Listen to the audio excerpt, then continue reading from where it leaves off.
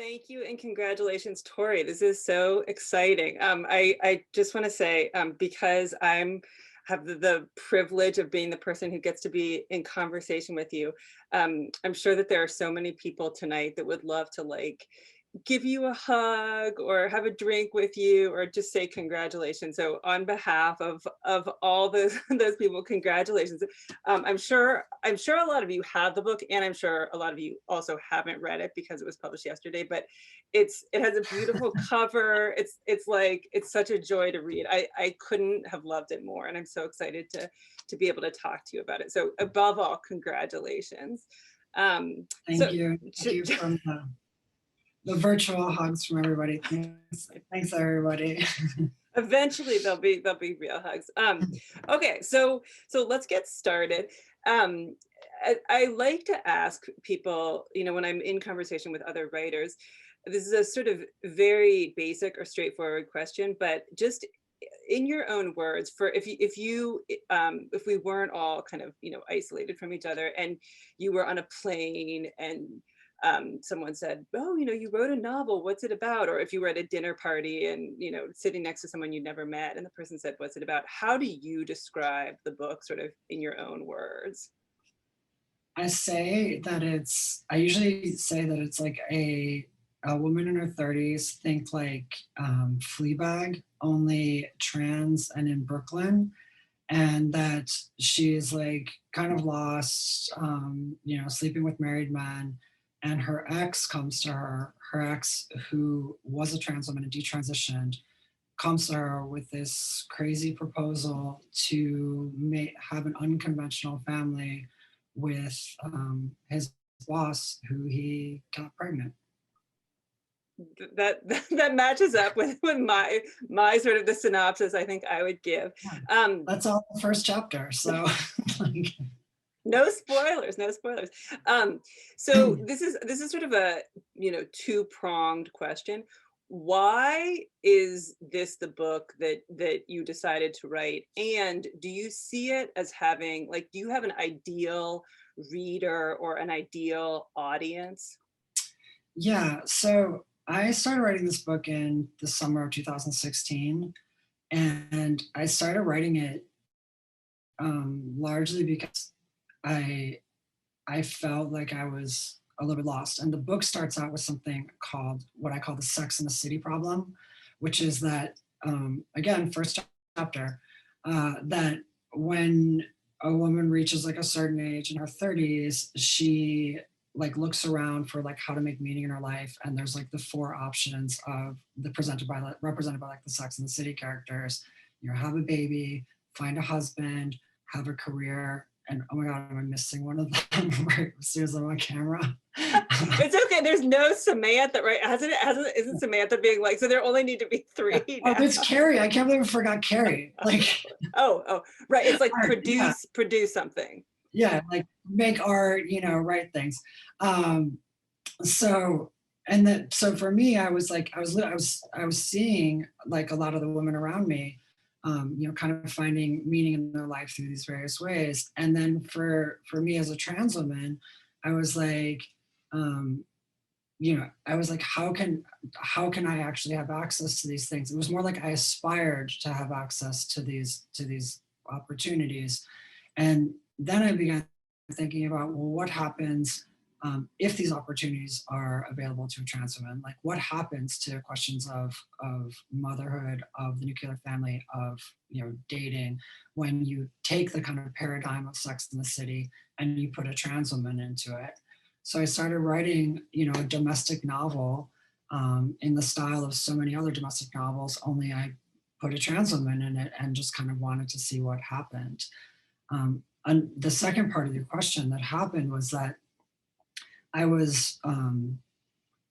had written largely before this for other trans women. I was part of like a kind of trans scene in Brooklyn, and we were doing this thing T for T, which is like trans for trans.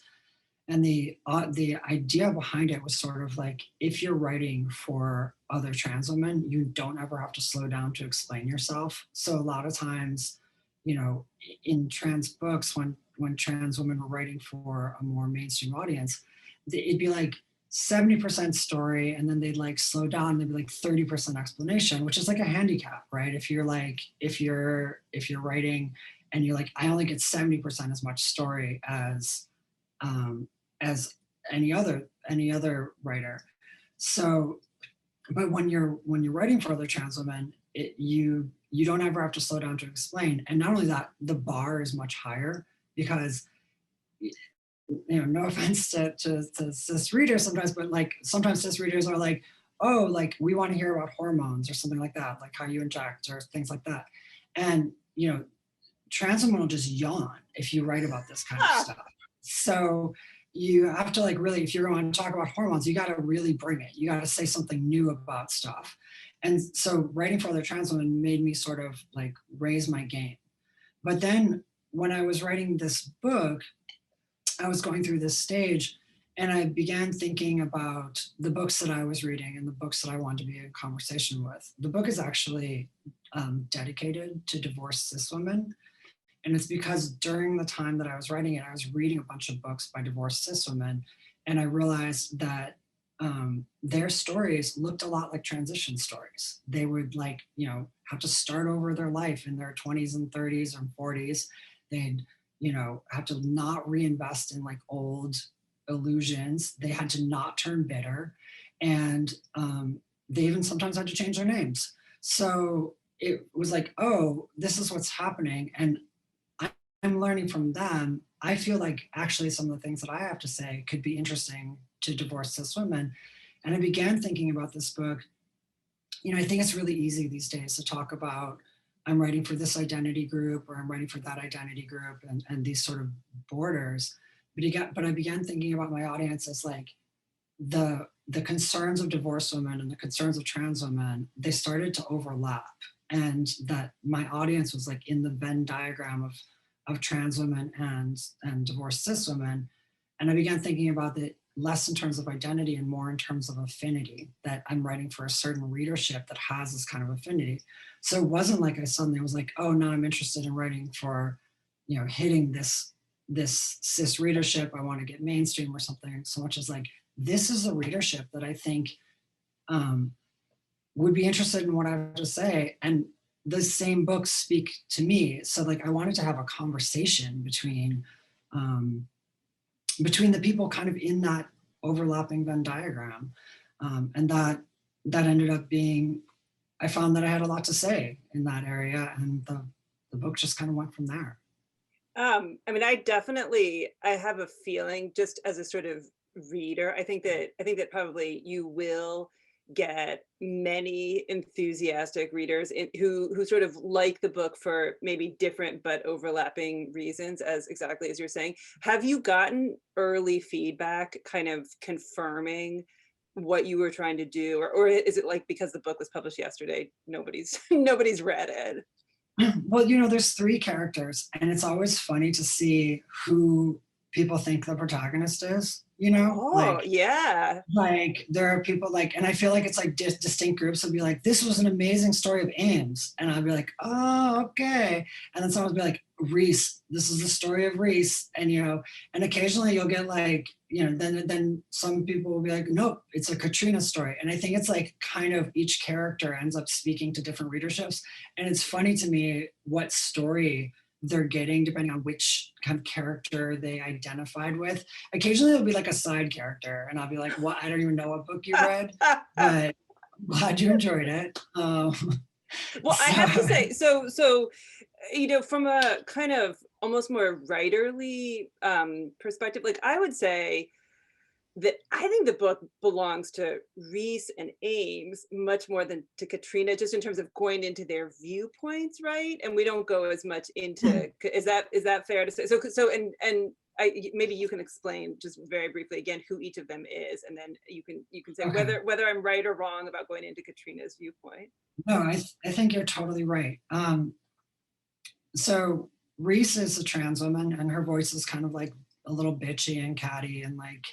And then you have Ames. And Ames very, very enjoyable. If it doesn't go without saying that bitchy and catty means very enjoyable. Yeah. Like I think of that as like, It's like, that's a compliment. Like, but I guess the actual meanings of the word is not complimentary, but I mean it as a compliment.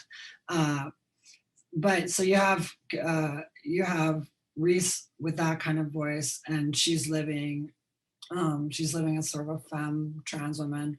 And then you have Ames, who used to date Reese as a trans woman and detransitioned.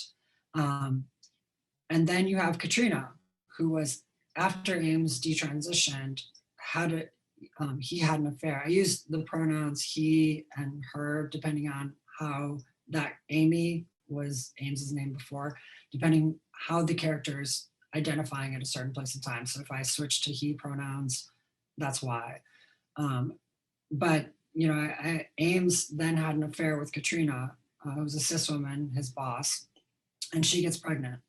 The book is written in sort of a limited third person or free and direct style from the technical thing is from Reese and Ames's point of view. And so we're in their minds, we get access to their thoughts, and we don't get access to Katrina's thoughts. And that was on purpose. I felt like there've been a lot of books that have been written by cis women about pregnancy, about how it feels to have pregnancy, to go through pregnancy.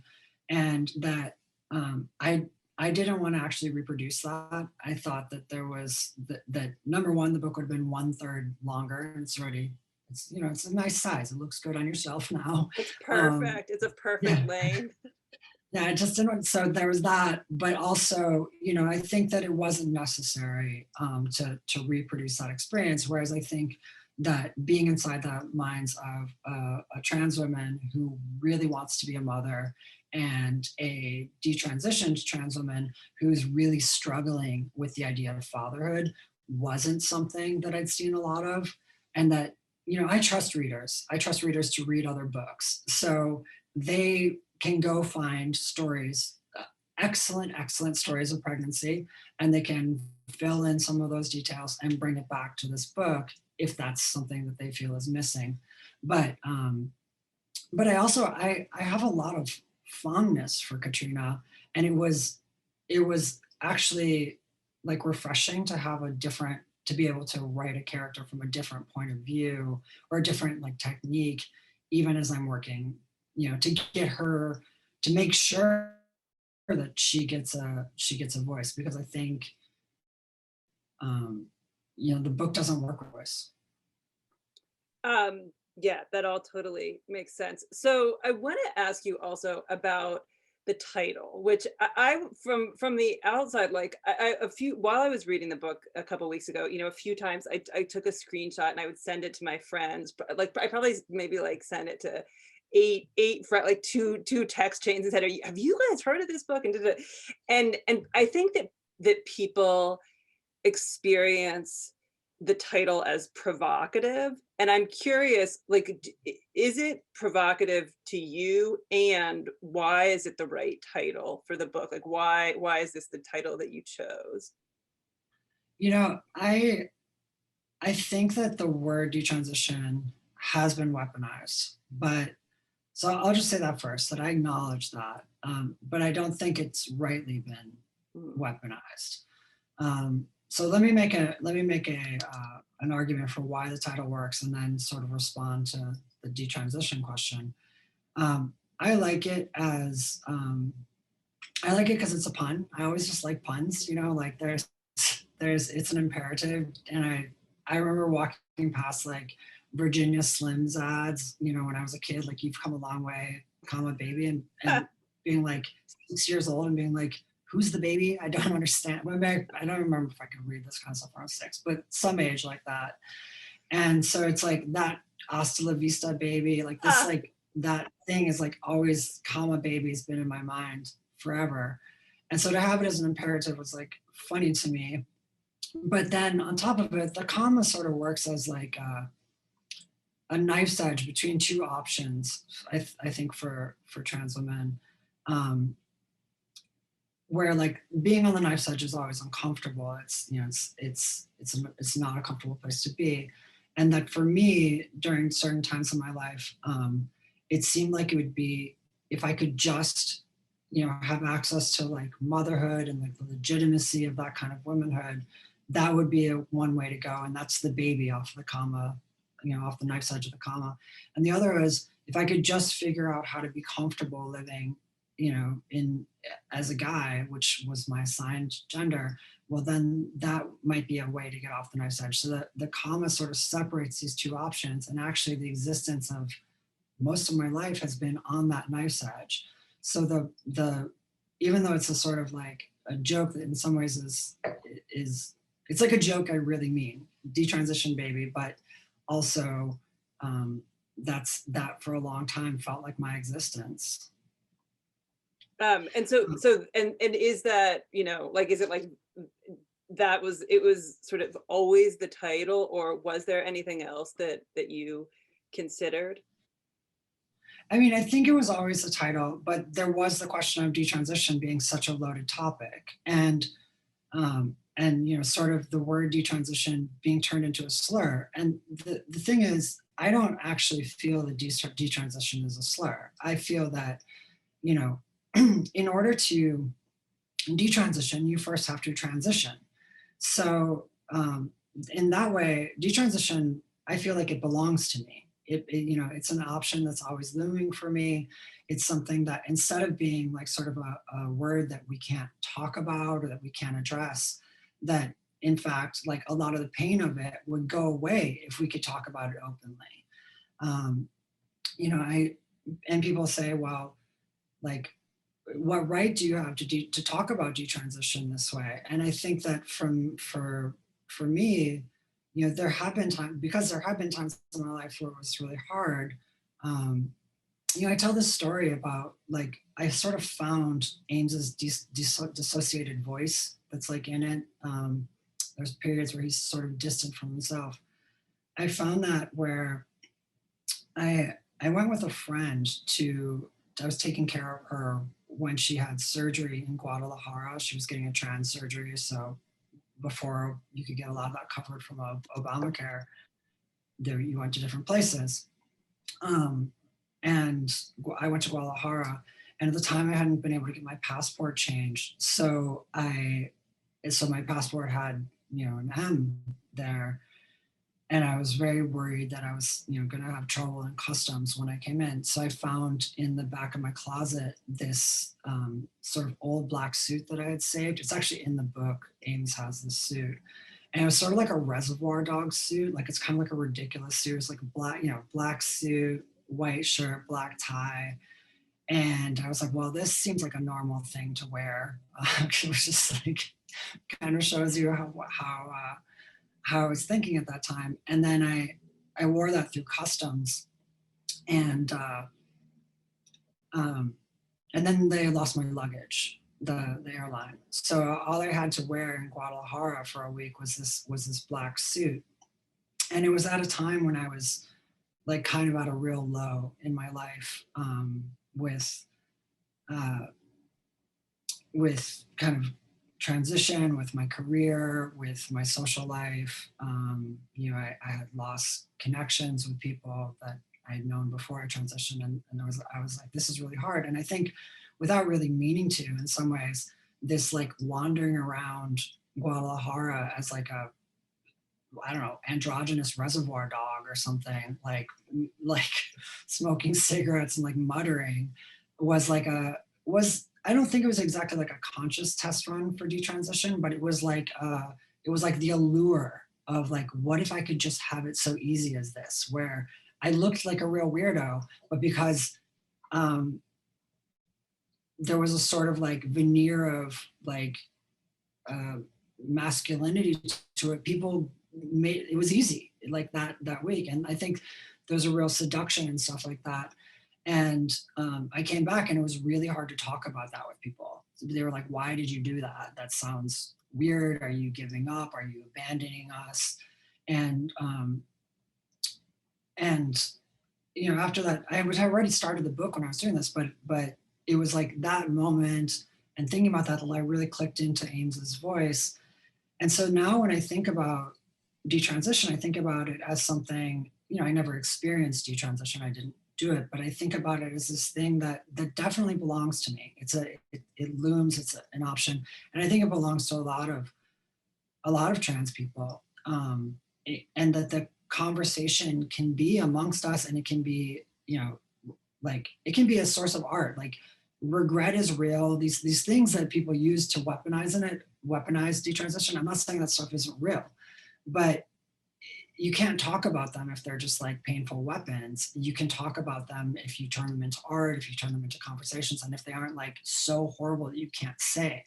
So for me, like putting that right on the title, saying detransition baby, was important to just kind of stating, this is how I feel about this stuff. This is my attitude towards it. And largely I don't feel like being distracted by the various ways that it gets politicized, because the people who are politicizing it, it's not theirs to do, it's mine. Or it's, you know, other people um, who've gone through similar things.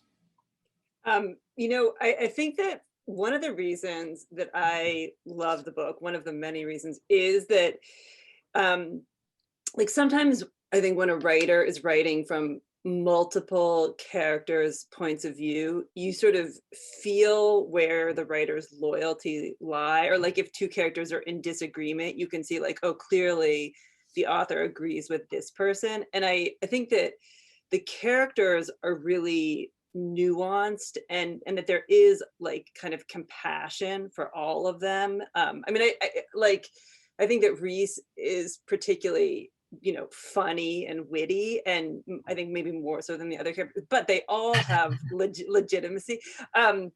One sort of observation I just wanted to make is that I don't think I've almost there's no novel that I can think of where characters analyze each other so intelligently. Like they sort of talk about each other's kind of motivations or inner lives in such a smart way that I feel like is, you know, realistic. Like if I were to have like some very smart conversation with a friend, like I feel like that is how you talk when you're having a sort of, you know, really insightful conversation. But I think that I rarely see that in fiction. I wanted to sort of go into some of the more like nitty gritty writerly things, and just kind of ask.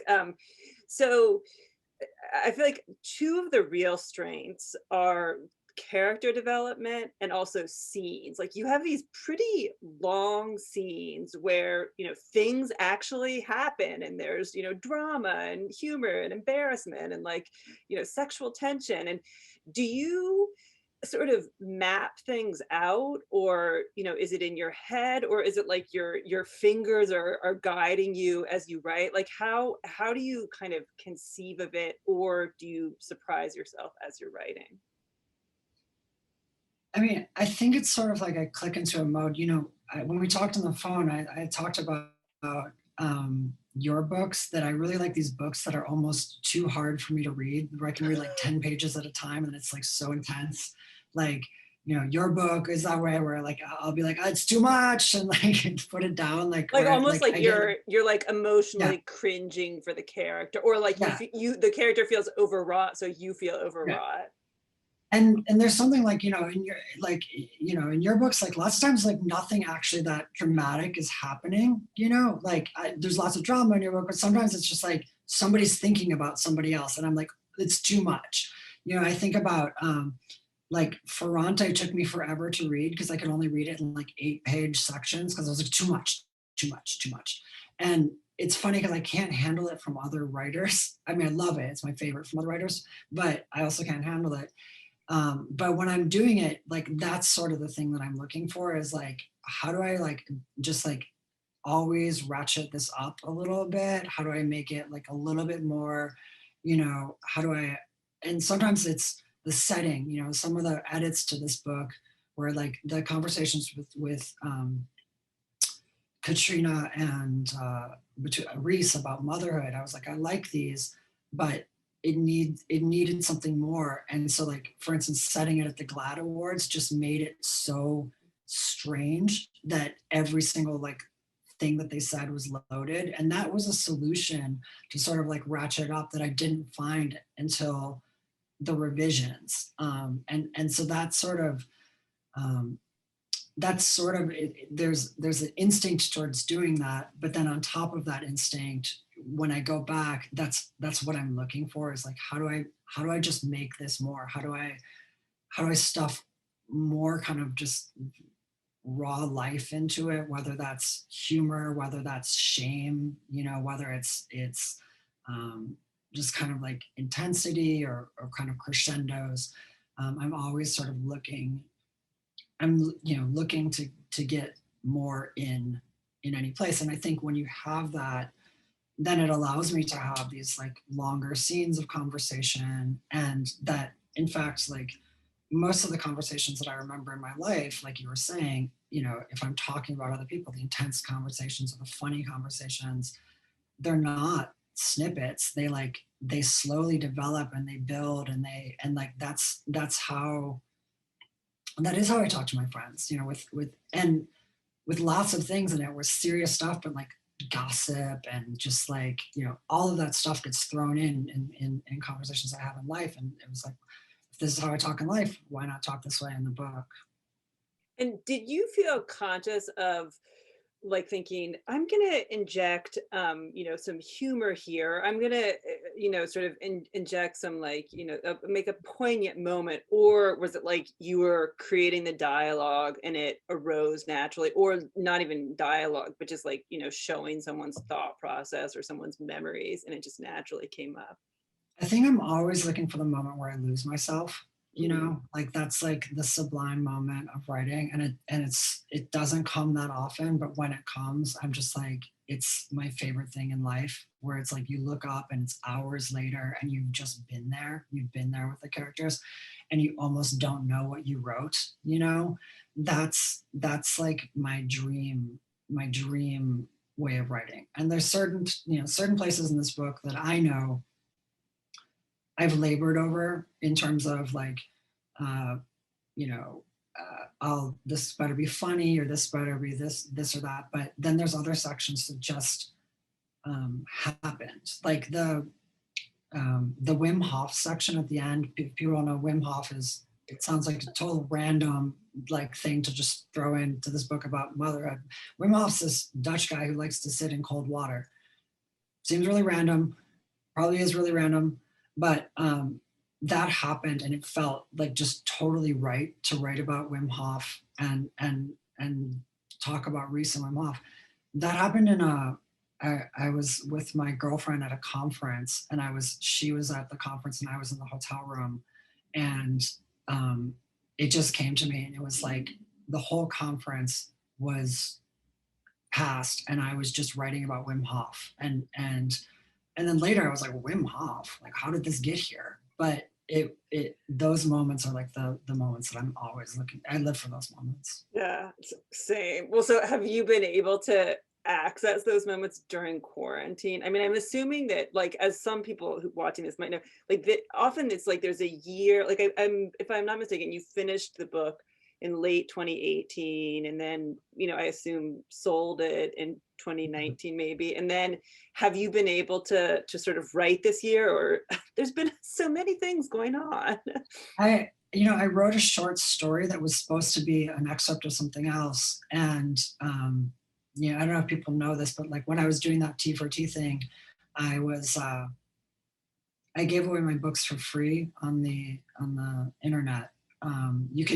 You could buy them too if you wanted, but you could also get them for free. And the same thing happened right at the beginning of quarantine. I was just, everything came together right, and I wrote this like 10,000 word short story, um, and I gave it away for free on the internet for like 2 weeks, and then which I love that. I love this moment where you can do that. You can give it away for 2 weeks, and you can make it disappear again. But that was like that was a moment of like real sublimeness. And now I disappeared it again because I'm like, I actually want to do more with this. But it felt so good to actually have that during quarantine. This was like when I was reading about early in quarantine, when you read all the newspaper articles, it was like Shakespeare wrote King Lear during quarantine. Like, and I was like, I could do that. Shakespeare, no problem. Me too. So I like wrote it, and then like, you know, by May I was like, I'm not Shakespeare. Like, You sort of are. You I sort mean, of are. it's, you know, sort of. I've written Um, novels, so That's but it's such a good novel. And okay, I'm gonna I think we're gonna turn to the Q&A. I have, you know, many of my own questions that um I would love to continue asking, but I think I'll give other people a chance. Okay, so I'm gonna open up this is where my technological awkwardness will come to the fore. Okay, so who are the authors you are most inspired by? um, I'm gonna answer that in two parts because there's I came out of this writing scene in Brooklyn. I moved to Brooklyn to be part of this sort of topside scene where it was a bunch of trans writers moved to Brooklyn, and we'd hoped at the time that it was going to be sort of like the Harlem Renaissance for trans writing, or the you know, Paris for trans writing. And so a lot of these authors, you know, they really inspired me. They changed my life, to be honest. Getting to write with them and learning their perspectives. So that would be like Imogen Binney, Casey Platt. Imogen Binney wrote Nevada. Casey Platt wrote Little Fish, has another book coming out. Sybil Lamb wrote I've Got a Time Bomb. Jackie S. has a book coming out called Daryl. And there's others that you could find. And so they actually changed my life. So they don't just inspire me. It's like my life looks like what it does because of them. And then and that scene, it kind of went away, but I'm hoping that there can be like reflourishings of that. So those are people I know that really do inspire me. And then there's I mean, I mentioned Ferrante earlier, but Ferrante was the book that probably made this the Neapolitan Quartet is what made me want to write this like sort of domestic novel, doing this sort of thing. I read Rachel Cusk during the same thing. So I'm always inspired by different people. Those were the books that inspired me then. I recently read Ayad Akhtar's Homeland Elegies, and I'm like obsessed with it. I feel like it is in complete conversation with my work, which I don't know if Ayad Akhtar would agree.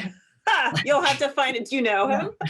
Yeah, but I'm like this. I feel like everything, the ways that he talks about identity and the ways he talks about all this stuff, I'm like, this is just like trans stuff, and I'm sure he's like, what? But it's true. So those are some books right now that really do inspire me. Wonderful. So somebody asks, what do you think you want to write next? Well, speaking of the Ayad Akhtar thing, he was talking about sort of Muslim American identity and the relationship with money. My next thing that I'm trying to write is a queer financial thriller, which I realize those words don't often go together, but I'm really interested in the ways, like at this moment, that trans women are in, you know, even in the fact that I was able to publish on a place like Random House, and the ways that identity and money are beginning to that identity can provide access to money, and like what does this mean. So but I don't really want to, like, I don't have anything super like didactic to say about that, so I just want to write like a big short of trans identity. Oh my God, I can't wait. Please do. Another audience member says, how did you arrive at the decision to make Katrina a mixed white Asian character? Well, first of all, she was based on someone I knew. That was like but that's not a good enough reason, I think, to do it. It's how sometimes it happens, but it's not. The reason I actually did it is that I thought that for both Katrina and for Reese, sort of cis white womanhood was this aspirational thing that they were both almost at. And one of the reasons that they were in conversation with each other around motherhood is that neither one of them had this sort of like this total security of sort of cis white womanhood. Katrina was almost there, but in some ways she then felt alienated from it. And Reese was almost there, but wasn't quite there because of her transness. And so for me, that relationship to sort of like the center, the mainstream in society, that they actually shared. They weren't the same position relationship to it, but the ways in which they were in relationship to that put them in conversation. So for me, um, to have, if Katrina, you know, if Katrina was completely marginalized, that wouldn't make her the same, speaking in the same way as Reese, nor if she was like a cis white woman, would that would make sort of what Reese was aspiring to, make her what Reese was aspiring to. And I wanted it to be in that shared space. Okay, thank you. Another person says, I couldn't believe it when I saw Fiction Mania referenced. Do you ever feel like you're shining a light on stuff a lot of trans women are uncomfortable talking about? So Fiction Mania is a archive of erotica on the internet of trans stories. And, you know, to some degree, I don't know, I understand why people would be uncomfortable with that. But if a cis woman referenced the erotica that she liked, it wouldn't be like, oh, you've really shared a secret about cis womanhood. It's just, that's what people like. And so for me, like, you know, speaking about it as this isn't a shameful secret. Like, if you look at the number of stories on Fiction Mania, it's tens of thousands of stories. So if you figure there's enough trans people in the world who fantasize about this to write, they're writing tens of thousands of stories. So you figure that means hundreds of thousands of readers. That's a lot of effort for the writing part. Right. So this actually, it looks like it's this like crazy marginalized, like, oh, wow, this is a secret. But you figure you have hundreds of thousands of people reading these stories. That's not a shameful secret. That's a fantasy that many people enjoy, and that probably has things for lots and lots of people to talk about, and that many people who aren't trans might find hot, you know, if they were actually able to see it. So that's kind of how I felt about it. You know, but I understand why something that for many people was like, oh, this is a shameful thing that I look at, to see it in print this way, it would be like, you gave away my secret. But I think the secret's cool. This is another sort of shame related question. Your novellas have always talked about trans shame in daring and empathetic ways. Do you feel like the cultural narrative of trans, the zeitgeist, needs to be reckoned with? What other sides of trans shame are you looking to explore in future work? Well, you know, I think a lot of it is, the shame is that I'm interested in isn't necessarily shame per se, so much as the kind of intra-community fights that trans women have. We do fight with each other. We disagree with each other, and you know, the ways that I think trans people have been marginalized are about shame. You know, and so so shame shows up when we fight with each other. We shame each other. We say, you're not respectable. You're not. This isn't the way to do trans and stuff like that. So what I'm interested is in the intra-community fights. The what's produced in intra-community fights is shame. So you know, in the queer financial thriller, the kind of shame I'm interested in is, right now I see a lot of people ashamed of their background, where they came from. If you know, if you lived for 40 years, you know, passing as a guy, and you accrued all sorts of money and privilege and power, and then you transition, and that is suddenly shameful to you. Like, how did you get all that? You know, and then people hide their pasts, you know, and that's not like a sexual shame. That's like a shame of where you come from. And you see it elsewhere in kind of queer community, where people will like, you know, come from inherited wealth or have trust funds, and they obscure it, you know, and the reason they obscure it is there's a kind of shame around it. So, and nobody really wants to talk about money, because we're, you know, it's supposed to be this community, but actually it's stratified along class, stratified along race, and to talk about money is sort of like, you know, it's a scary subject. So for me, that's kind of like the next thing that I'm looking at in this queer financial thriller.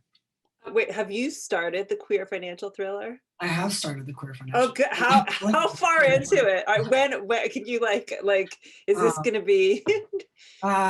it's, well, I mean, just speaking of other taboo subjects, it has to do with Wall Street, sex work, uh, and blackmail, I guess. Oh, the And trifecta. No. yeah, real estate, money laundering.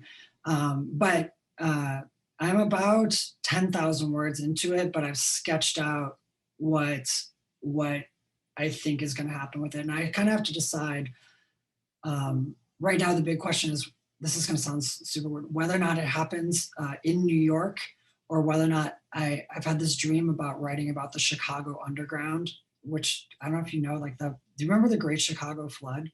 This is such a random thing to talk about. I do not remember So the the Great great. Chicago Fire in '92, there was a Great Chicago Flood where it happened entirely underground. There's like this old system of, like, Chicago was built on these skyscrapers that went down, and there were these old tunnel systems that were abandoned. It was like the Wild West, but underground in Chicago in the 1800s. These tunnels still exist, and in '92, they go under the Chicago River. The Chicago River punctured and flooded this tunnel system, but the tunnel system was also where, like, the Chicago Board of Trade and all of these other things kept all their fiber optic wires, and it was right before tax day, and all this stuff disappeared. It's this crazy story. Oh my God. And I remember my mom came home and picked me up, and she was like, yeah, there's like rats and accountants carrying their computers. Rats came up from the underground, and accountants, it was right before tax day, so they had grabbed their computers to like have all their tax information, and the rats and the accountants were like running through the streets of Chicago. And it's just, I mean, why not write about it? No, why not? I know. I do. I feel like, of course, the writer should like always, follow her heart. But I would vote for Chicago, not New York. I mean, I'm a Midwestern, and I will say, I mean, again, there was like a million things that I loved about Detransition Baby, but the sort of little pockets of Midwestern sections, and I don't know. I got a big kick out of. Okay, I think we have time for maybe. I'm sure that all of us would love for this to go on indefinitely, but I think maybe we have time for it. Maybe should we say 2 more questions? Are you okay with that? That And then sounds we'll great. okay. I'm having a great time. So am I. Now that the 92 flood, rats, accountants. I I had no wasn't idea. expecting to talk about that. It just showed up, and whoa, here we are. But I feel like you've also like publicly claimed that like no one else can write a novel about that. It has to be you. Okay, so someone says, one of the things I found striking about Detransition Baby is the sex scenes, how they move the narrative along, the way that they so deeply reflect what's going on with the characters at different times in their lives. Can you talk about that? Yeah, I mean, the sex scenes, it took me a long time before I could write a sex scene. Like, I wrote a novel that was never published, that what was missing in it was like, I just couldn't write sex scenes. And for me, sex is one of the ways that characters connect. It's one of the ways that they, make sense of how they actually feel. It's a moment where either their feelings are obscured for them, or all of the sort of like cognitive machinery that happens with like dissociation and with like self-analysis, like in good sex, that machinery breaks down, and you're just there with your body and somebody else. And in those moments, oftentimes like realizations happen, or you see something clearly. And so that was all. And sometimes those moments aren't always good sex. Sometimes, they're kind of like bad feelings moments, and so so I was always writing for those. And then the other thing that happened is I wrote the glamour boutique section, which is like so dissociated. And I wrote it like, I don't know, I wrote it and I published it a little bit in the way that I do, where I'll like send it out and then kind of take it back. but yeah, I did that. And then I read Cat Person. Remember the Cat Person story? That Of was course. like Wait, by the so way, good. just if, for readers who haven't read, do you want to give like a 2 sentence summary of what the Glamour Oh, Boutique section is? sure. The Glamour Boutique section is a section with Ames, when Ames is Amy, very young. Um, and Amy goes to it's about Amy's first sex and going Like to, she's in college then, right? yeah, Yeah. yeah. It's sort of like two different times. The first time that she has sex with a girl, and then the first time that she has sex dressed up as a woman with a man. And she's very, very far away from her body during this sex. And like she's just filled with bad feelings, but she doesn't know how to deal with them. And you know, I thought of that experience as an extremely trans experience, like this feeling of being alienated from your body and being, you know, unable to connect in the way that I saw so many other people around me connecting during sex. Is this sense that I was missing something, that I needed to sort of put a veil over the moment in order to like get through it. And then I read Cat Person, and something very similar was described in Cat Person, and it had this like, you know, huge cultural response. And that was just a cis experience. And I was like, oh, this is actually about sex. Like this is not a trans thing. It's about sort of like these moments where all that machinery stops and you're just with somebody else, and then you like have to see something about your own desires and the other person's desires, and the baggage you put on it is gone. And if it doesn't connect, if it's, you know, the bad feelings, that tells you so much about that moment. Um, so that's oftentimes what I'm looking for in sex, is like the moment, not the sex itself, but what the sex reveals in those moments when language goes away. Yeah, no, I do think, again, one of the things I really admire about the is, you know, you are so insightful about these very intimate moments and about like desire and shame and how they're intertwined. And it just yeah, I feel like the book gave me so much to think about, which was such a great feeling. Like it was like, you know, it's, these are real characters and they're going through experiences, and like I think about this insight and I kind of, you know, carry it around with me when I'm not reading the book. Okay, this is a final kind of fun last question. If your book became a movie, who would you cast in the leads? And then I'm going to also ask you, has there been any like Hollywood nibbles at this point, or anything you can talk about? I wrote a pilot for it, and Oh, yeah, that was my fall project. So it was a queer financial thriller, but that one of the reasons it got put on hold is that I was writing a pilot actually for this, and there's a twist in how I want to cast it, which just, and I'm just gonna say this as to like as a tease. I want it could, I'm not sure who I want to play Reese. I think I would actually like to cast like an unknown trans girl as Reese, and some of her, and I want some of my friends to be in it. But this is gonna sound like really, really, because there's all these things about representation, who gets to play what. Suffice to say, I want Taylor Swift. This is how I wrote it. I want Taylor. I don't actually want anyone to ever see Amy. I want instead Taylor Swift to play a sort of dysphoric ideal of Amy on the screen. Like if Amy's idea of like if she could be if she could see herself like in an idealized way with all of the like baggage around it, she pictures herself as Taylor Swift. And so I'll just say this is complicated, but it has a lot to do with like my responses, like kind of subverting ideas of like a one-to-one idea of trans representation on the screen. But my way of like dealing with the idea of trans representation is to have a lot of trans women and Taylor Swift. Also has the initials TS, which is classically trans. I love it. I would totally watch that. Taylor Swift, by the way, not knows nothing about this. So, I'm sure she's Wait, an avid shopper at Books or Magic, and she's watching I tonight. So now- assume I assume she's here. Taylor Swift, call me.